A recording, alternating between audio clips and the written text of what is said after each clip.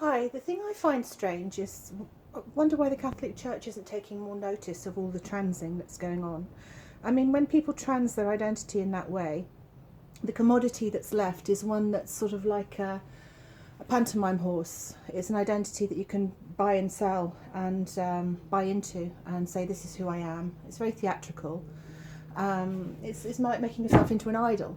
That sexual selection, gender type is all really just an idol to be played with, as are all the images of past that can be interchangeable and replaced by more globalist images, because there's an attack on artwork and literature going on simultaneously with all this transing business, this uprooting business.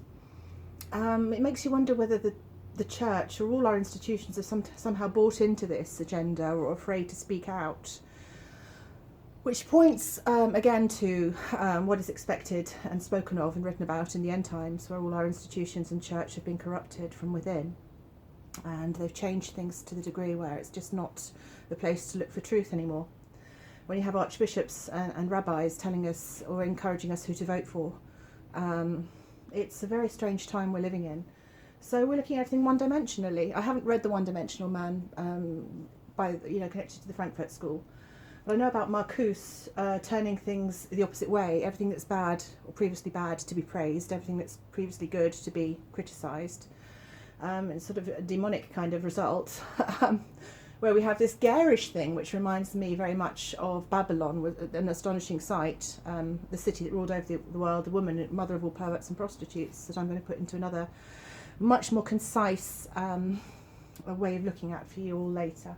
So it astonishes me that we've been reduced to this one-dimensional thing, where we define ourselves by things anything other than what we used to define ourselves with, all the non-classical things, to make ourselves into idols that can be more easily used, by the state, and people who don't like it can be picked out.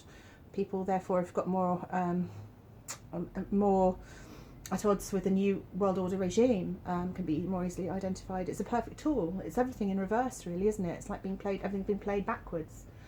So how do we stand up to it? I have a few answers, difficult to put right here, but you have to understand the attack on intrinsic identity is very, very real. This transing agenda and this attack on previous colonial sort of supposed colonial things is Babylon's payback from very clearly explained.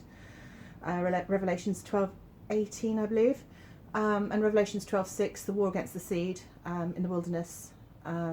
So here we go. I'm going to compile it a lot together. I'm going to leave it there because I do waffle sometimes.